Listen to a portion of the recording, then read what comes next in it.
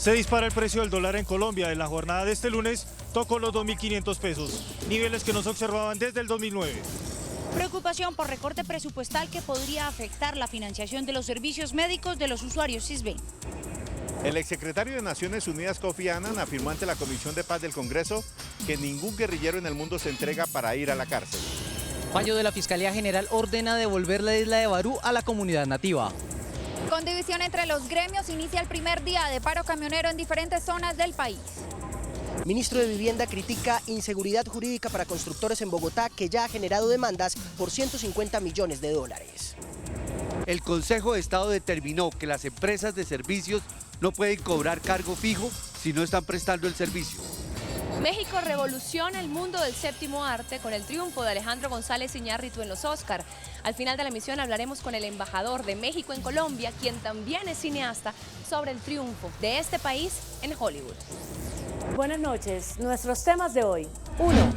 Revelo los nombres de la Comisión de Reforma Tributaria. 2. Se agrava la situación de los constructores de Space en Medellín. 3. Polémica por suspensión de socios del Club El Nogal. Y tengo ñapa. Los ministros andan medio enfurecidos con el titular de Hacienda. 1, 2, 3 y mi ñapa rabiosa al cierre.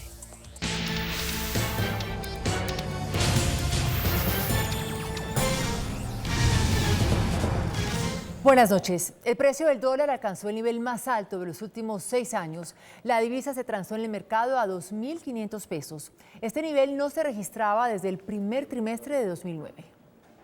Más de 34 pesos subió el precio del dólar en la jornada de este lunes, cotizándose a 2.490 pesos en el mercado spot de divisas. Durante la sesión se tocó un mínimo de 2.480 pesos, pero se registraron máximos de 2.500 pesos, niveles que no se observaban desde abril de 2009. Para los analistas, el precio de la moneda estadounidense podría mostrar una mayor apreciación. Es posible que el dólar de los Estados Unidos se siga fortaleciendo contra el peso colombiano. Sin embargo, para final de año no espero una devaluación muy fuerte. Es posible que lleguemos a 2.500, 2.600 e incluso no hay que descartar eventuales retornos a cifras cercanas a los 2.300 pesos. La tasa representativa del mercado que regirá para este martes será de 2.489 pesos. Las exportaciones colombianas las más favorecidas. Se mantienen esas perspectivas, por ejemplo, de tasa de cambio, pero los esfuerzos son importantes. Los empresarios pues tendrán que digamos, afinar mucho ese tipo de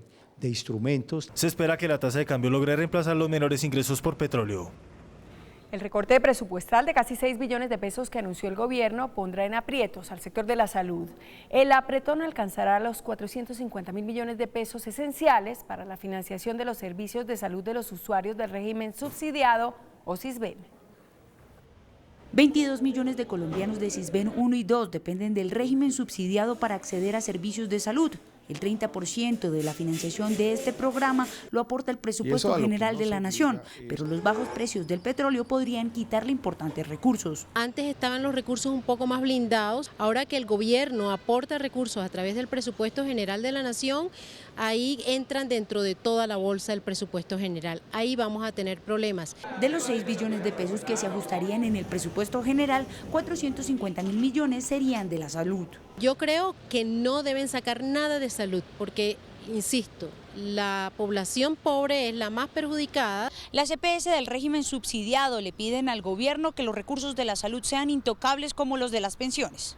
Debe ser así por prioridad del gobierno, prioridad social y económica. Recortar estos recursos iría en contra de lo que acaba de decir la Corte Constitucional sobre la financiación del derecho a la salud.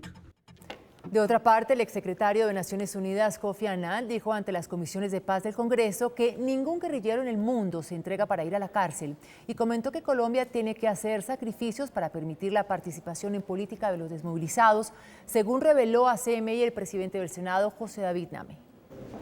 El exsecretario de Naciones Unidas, en la visita que realiza a Bogotá, se reunió con las comisiones de paz de Senado y Cámara, ante las cuales aseguró que nadie se desmoviliza para ir a la cárcel. Sí, él lo que dice es que hay que hacer sacrificios, él lo que dice es que hay que creer, tener confianza en los negociadores. Los colombianos tenemos que hacer un sacrificio hacia el futuro y saber que ellos van a participar en política, que ellos quieren participar en política y que por supuesto ningún grupo armado se va a entregar solamente para pagar años de cárcel. Además, Kofi Annan dijo que Colombia no debe temer a la Corte Penal Internacional para llegar a un acuerdo de paz. Kofi Annan básicamente señala que esto debe ser una solución colombiana y lo dice básicamente bajo el entendido de que aquí no ha habido, en el mundo, no ha habido un conflicto, un proceso de paz bajo la jurisdicción de la Corte Penal Internacional. No ha habido un proceso de paz bajo este nuevo orden jurídico internacional que castiga los delitos de lesa humanidad. Kofi Annan también comentó que el proceso de paz de Colombia es un modelo para el mundo que está sumido en conflictos regionales graves. Horas antes, el exsecretario general de las Naciones Unidas, Kofi Annan, quien está de visita en Colombia hasta el jueves, le manifestó al presidente Juan Manuel Santos que el proceso de paz cuenta con el apoyo de todo el mundo. El también Nobel de Paz en el año 2001 señaló que espera que la búsqueda de este objetivo sea un propósito que comprometa a todos los colombianos. Es algo que tiene el apoyo de todo el mundo. Esto es uno de los conflictos más largos en toda la historia y sus esfuerzos están todos concentrados en resolverlo y el progreso que han llegado. Eso es algo que nos da mucha esperanza a todos nosotros de que este conflicto sea resuelto y finalmente Colombia pueda conocer la paz. Anunció que asistirá a La Habana, Cuba, para brindar su colaboración en el proceso de paz que se adelanta.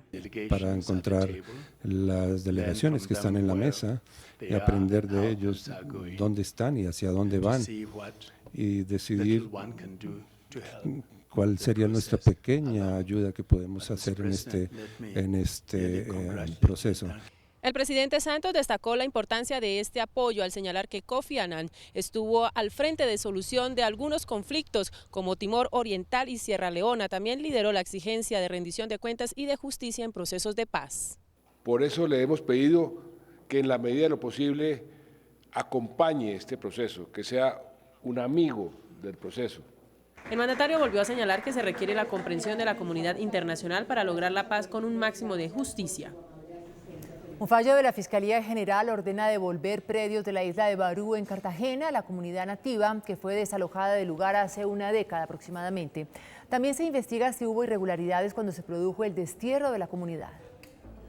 El despacho tercero de la Unidad de Fiscalía delegada ante el Tribunal Superior del Distrito Judicial de Cartagena ordenó que cerca de 90 hectáreas que estaban en pleito sean entregadas a la comunidad raizal o nativa en la isla de Barú, que las reclamaba como propias desde hace varios años, y no sectores privados que las recibieron al parecer de manera irregular por parte del Fondo Financiero de Proyectos de Desarrollo FONADE. La Fiscalía pide que los raizales sean reinstalados en forma provisional en el predio de La Puntilla, en el sector de Playa Blanca, en las mismas condiciones en que se encontraba cuando fue desalojado el grupo poblacional. Al respecto se refirieron quienes fueron beneficiados. La justicia cojea, pero algún día llega. Para nosotros es algo histórico, realmente me llena de beneplácito que esto se haya dado, porque ha sido una lucha de muchos años.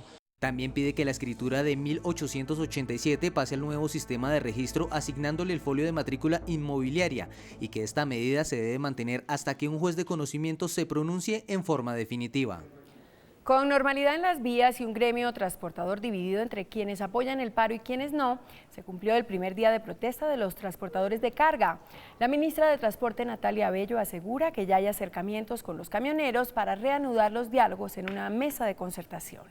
En el primer día de paro camionero, las autoridades reportaron normalidad durante la jornada en las carreteras. Se registraron 2 manifestaciones pacíficas en Arauca y Putumayo. No se presentaron ningún tipo de bloqueo en nuestras vías. En este paro, el gremio camionero está dividido y eso se reflejó en las vías donde aún transita un significativo número de vehículos de carga. Consideramos que si el gobierno nacional tiene la mejor voluntad para dialogar en pro de buscar las soluciones a el transportador colombiano, pues nosotros vamos a continuar con esa actividad y con ese tipo de diálogos. Pues yo estoy de acuerdo siempre y cuando todo el mundo paráramos, todo el mundo nos apoyáramos. Según los transportadores que apoyan el paro, el gobierno no ha sido transparente en el cumplimiento de sus compromisos. Reiteran además que están dispuestos a que la rebaja del precio de combustible sea no menos de 1.000 pesos. Pero resulta que de 1.000 pesos a 300 hay una diferencia muy grande y sobre todo porque sabemos que de manera técnica el gobierno no está manejando la política de combustible. Entre tanto, la Asociación Colombiana de Camioneros asegura que no apoya este paro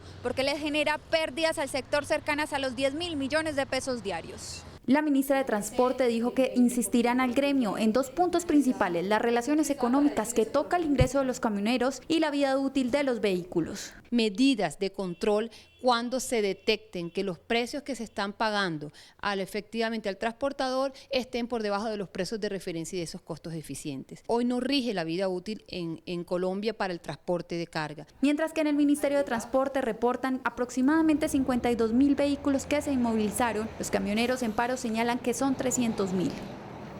Por su parte, el ministro de Minas, Tomás González, descartó nuevas reducciones en el precio de los combustibles, como lo exige un sector de los camioneros.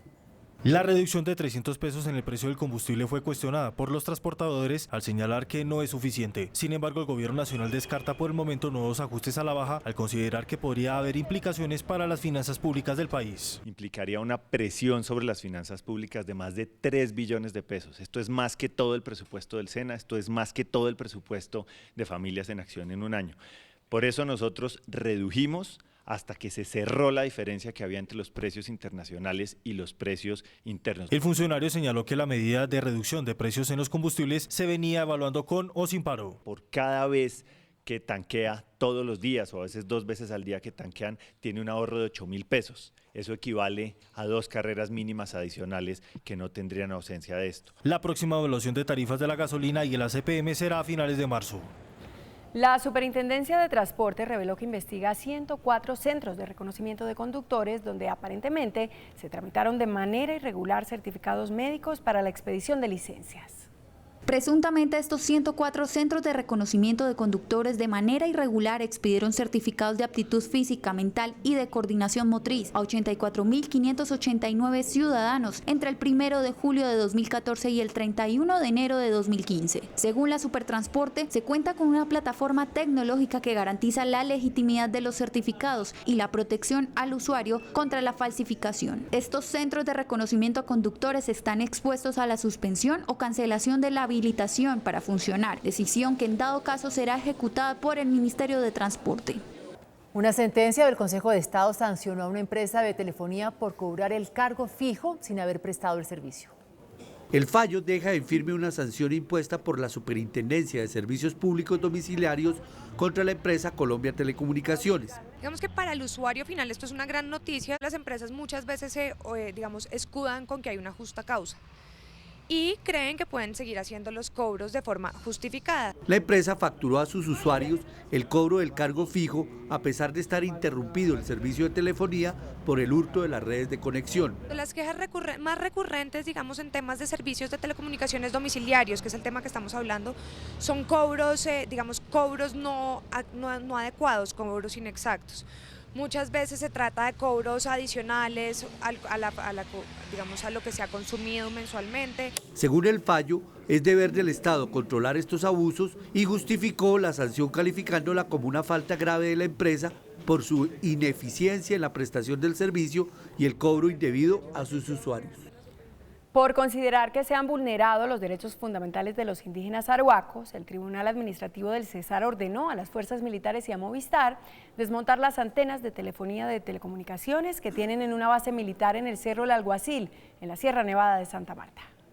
Como un paso histórico, calificó Clara López el fallo del Tribunal Administrativo del Cesar que le restablece los derechos a cerca de 46.000 indígenas del Cerro El Alguacil, donde reposan más de 480 antenas de telecomunicaciones en una base militar de la Sierra Nevada de Santa Marta. La comunidad de los arhuacos ha manifestado su deseo que se proceda de inmediato al retiro de las antenas de carácter civil, de carácter privado. Movistar aclaró a CMI que las antenas que mantiene la Sarrienda de las fuerzas militares se advirtió que habría afectaciones en 11 municipios de La Guajira, Cesar y Magdalena, dejando sin servicio de telefonía móvil a cerca de 2.500 usuarios.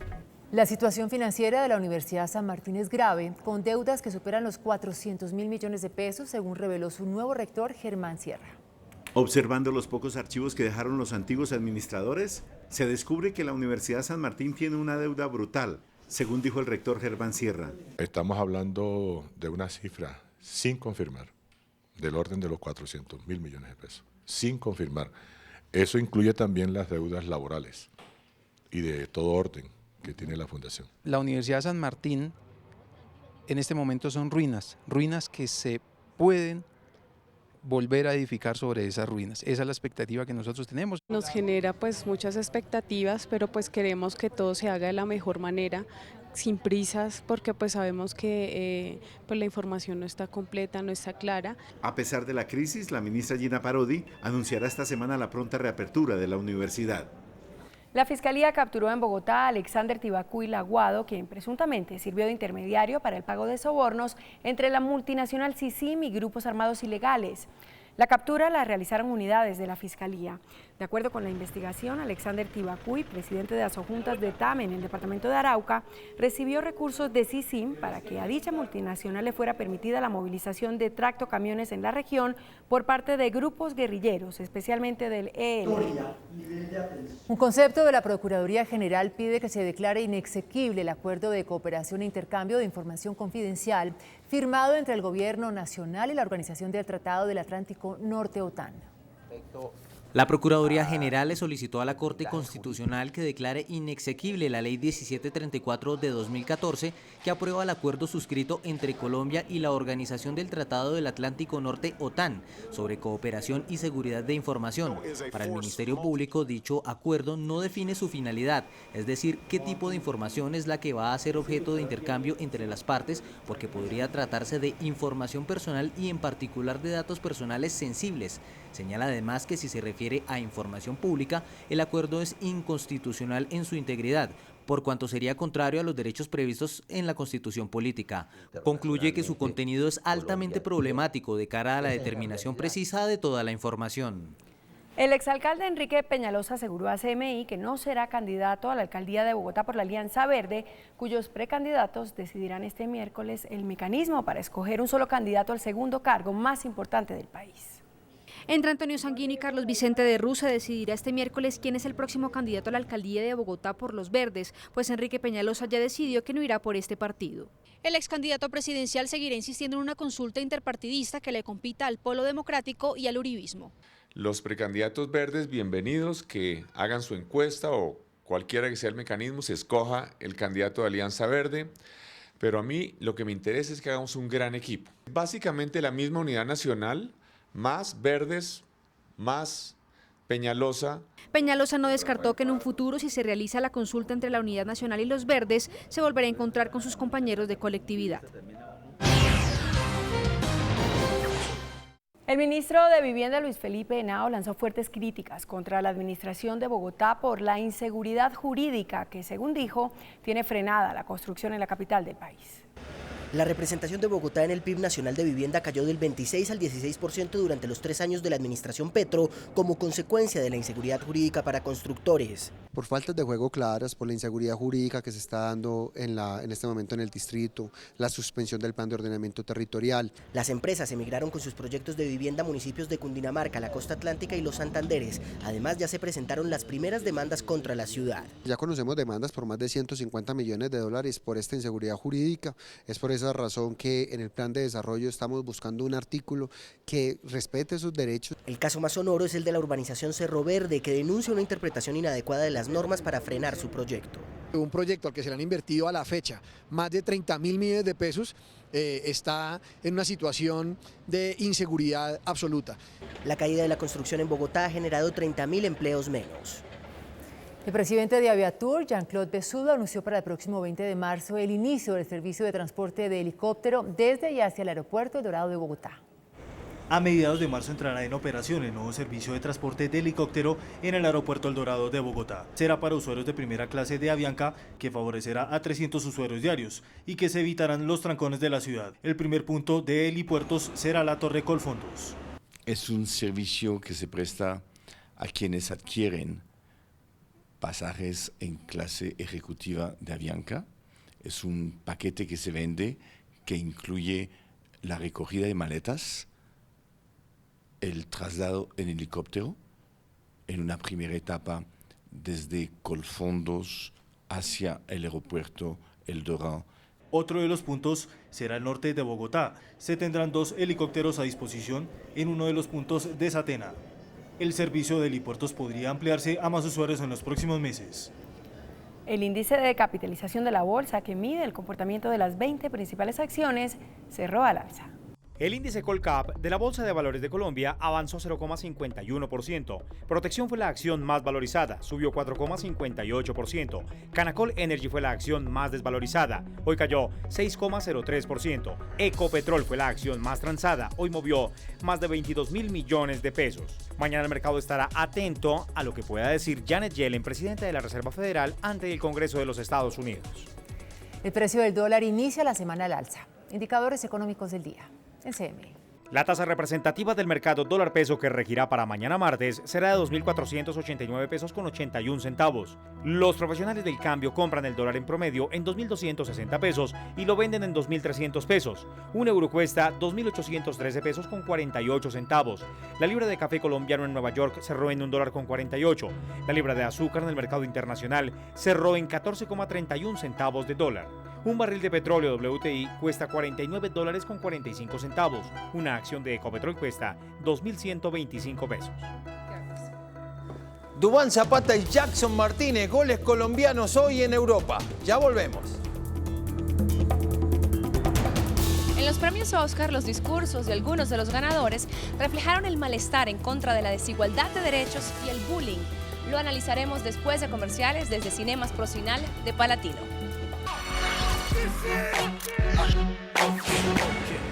Hola, muy buenas noches. Los saludo desde Cinemas Procinal en el Centro Comercial Palatino.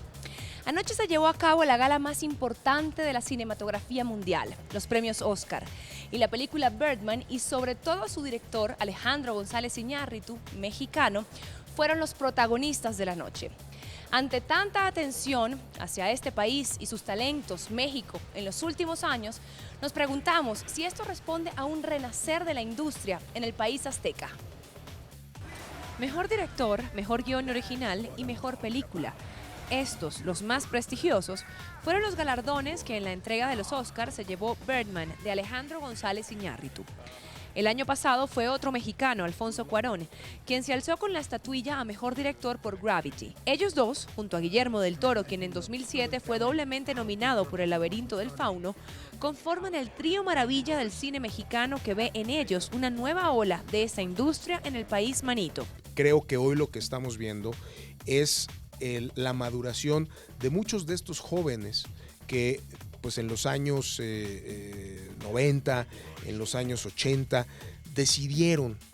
literalmente se decidieron a generar una mejor calidad de cine, a estudiar cine, a profesionalizarse y a reinterpretar lo que había sido hasta ese momento pues un cine mexicano muy tradicional. Pero ¿se podría decir que este es un nuevo tiempo para el cine mexicano en general? Es cierto que el cine mexicano está en un boom que todos reconocemos. En el Festival de Berlín tenían 12 películas, digamos, dentro de su stand y varias de ellas fueron ganadoras de premios. Durante su discurso de aceptación al premio Oscar como mejor actriz de reparto, Patricia Arquette evidenció su inconformidad con la desigualdad salarial entre hombres y mujeres, un problema que atañe a todo el mundo. Every woman who gave birth to every taxpayer and citizen of this nation, we have fought for everybody else's equal rights. It's our time to have wage equality once and for all and equal rights for women in the United States of America. Estas fueron las palabras de la actriz Patricia Arquette al ganar la estatuilla a mejor actriz de reparto con Boyhood. Con este discurso se abre el debate sobre la brecha salarial entre hombres y mujeres. Según el Hollywood Reporter, entre junio de 2013 y junio del 2014, el actor mejor pagado fue Robert Downey Jr. con $75 millones y en el caso de las mujeres fue Jennifer Lawrence con $35 millones, menos de la mitad. En Colombia el debate está vigente. Según el Servicio Público de Empleo, la tasa de desempleo afecta más a las mujeres. De cada 100 hombres, 75 están trabajando y de cada 100 mujeres, 45 trabajan. ¿Y las razones? Los empresarios todavía entonces restringen mucho las oportunidades para las mujeres por el hecho de que tienen sus hijos, dedican tiempo a sus hogares, también quedan en embarazo. Entonces hay muchas menos oportunidades para mujeres que para hombres. En el campo salarial, en Colombia las mujeres ganan 20% menos que los hombres. A veces la gente en la que nadie cree es la que logra hacer las cosas que nadie se imagina. Esta es una de las frases más célebres de la película El Código Enigma y que bien podría resumir la vida de su guionista, quien ayer en la entrega de los premios aseguró que en el pasado intentó suicidarse. Aunque dijo no tener preparado su discurso, Graham Moore sorprendió gratamente a los asistentes a la gala de los Oscars con una emotiva anécdota de su vida. I was 16 years old. I tried to kill myself because I felt weird and I felt different and I felt like I did not belong. And now I'm standing here. And so I would like for this moment to be for that kid out there who feels like she's weird or she's different or she doesn't fit in anywhere. Yes, you do. I promise you do. You do. Stay weird, stay different. El entorno intransigente es uno de los factores que más contribuye a que los jóvenes puedan sentirse fuera de lugar e intenten quitarse la vida. Un tema que hay que hablar en público y en privado. Las familias tienen que asumirlo, tienen que reconocer que si hay suicidios en las familias es también por falta de acompañamiento, de respeto y sobre todo de valorar las diversidades. Para muchos, el guionista tocó un tema tabú. Sin embargo, encontramos una persona que ha llegado a los 34 años, que tiene éxito y que además de eso no ha vuelto a hacerlo, no ha intentado, sino que ha encontrado otros caminos. En Suecia ocurrió algo insólito. Una mujer intentó imitar algunas de las escenas de la película 50 sombras de Grey con su novio y falleció mientras realizaba alguna de las prácticas sadomasoquistas.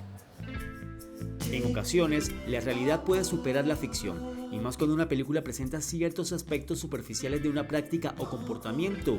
La película 50 sombras de Grey es un ejemplo de ello. Esta cinta, que ha motivado muchas reacciones, ya cobró su primera víctima. Se trata de una mujer de 28 años que falleció después de practicar con su novio alguna de estas escenas sadomasoquistas. La pareja comenzó utilizando medias veladas. Ahí el hombre ató a la joven, luego la golpeó 100 veces simulando el masoquismo al que llevaba a la protagonista del film.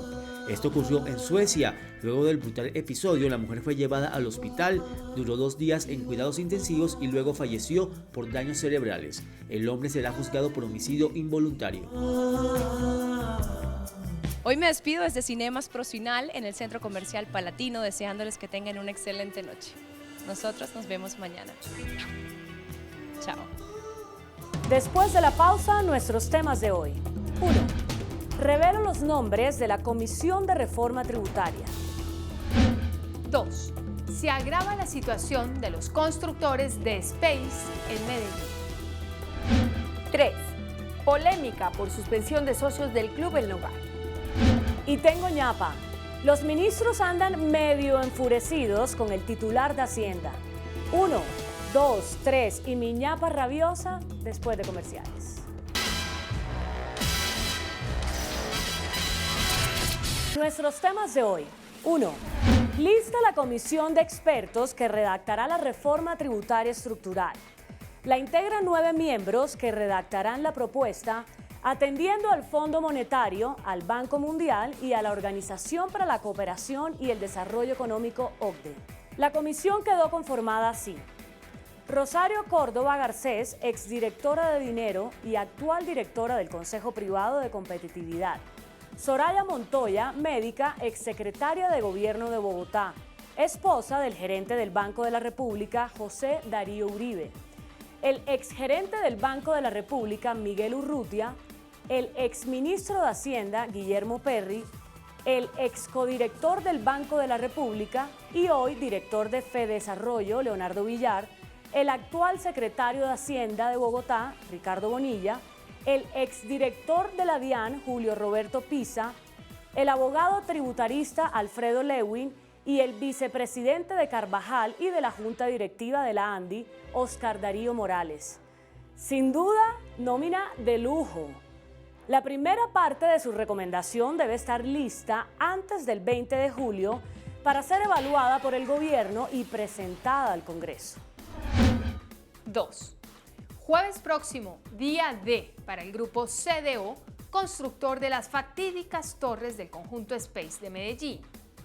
La firma y cerca de 2.500 propietarios de apartamentos construidos por ella en otros lugares de Medellín que registran fallas estructurales no han podido ponerse de acuerdo.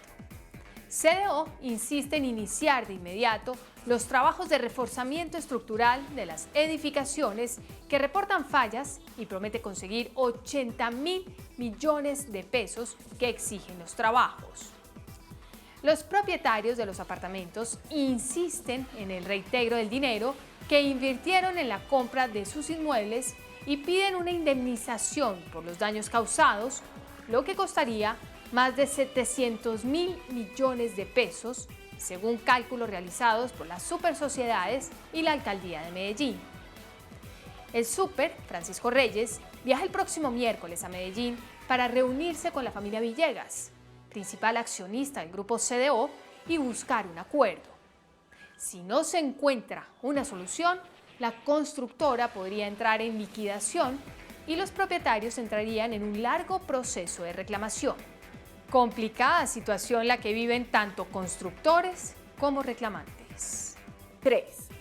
La justicia no ha definido si el Nogal tuvo responsabilidad en la muerte del ciudadano mexicano Luis Fernando Campos Llanelli el pasado 27 de agosto, pero las directivas del Nogal sí castigaron a los 3 miembros de la junta directiva que ventilaron las inconsistencias que hubo en el manejo del caso por parte de las directivas. Jairo Rubio, Pedrán Fanián y Javier Pinilla, quienes se opusieron a lo que llamaron encubrimiento de hechos, como no informar a tiempo sobre la fuga de gas en el Hotel del Nogal, fueron notificados de una suspensión para hacer uso del club y participar en actividades institucionales como la Asamblea de Accionistas.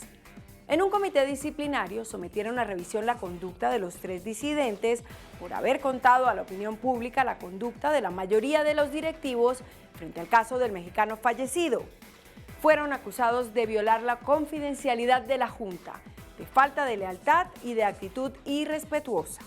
No los expulsaron, pero sí los suspendieron por 6 meses. Esta decisión va a ser tratada en la próxima asamblea que debe realizarse antes del 31 de marzo. Como para pagar balcón. Y tengo ñapa. Sorprendidos y contrariados se encuentran varios de los ministros con la liposucción al presupuesto anunciada por el gobierno. Nadie esperaba que el tamaño del recorte al presupuesto ya vigente alcanzaría los 6 billones de pesos. Sin embargo, además de la sorpresa, lo que más molestó a los ministros fue que el tijeretazo del presupuesto se aprobó a pupitrazo limpio, como lo hacen a veces en el Congreso. Lo que más les preocupa a los ministros es la forma como se harán recortes. Como no hubo discusión sobre el tijeretazo que se aplicará a cada ministro, se designó una comisión para discutir precisamente eso. Quedó integrada por el director de Planeación, Simón Gaviria, la ministra consejera María Lorena Gutiérrez y por el ministro al que corresponda el área donde se recortará.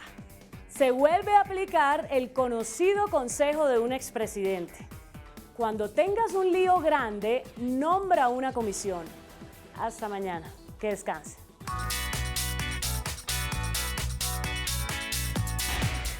Después de la entrevista en Pregunta Yamid con el ministro de Vivienda Luis Felipe Henao, ¿está usted de acuerdo con el artículo del Plan de Desarrollo que obliga al alcalde de Bogotá a darles seguridad jurídica a los constructores? Sí, 72%. No, 28%. Total votos hasta el momento, 151.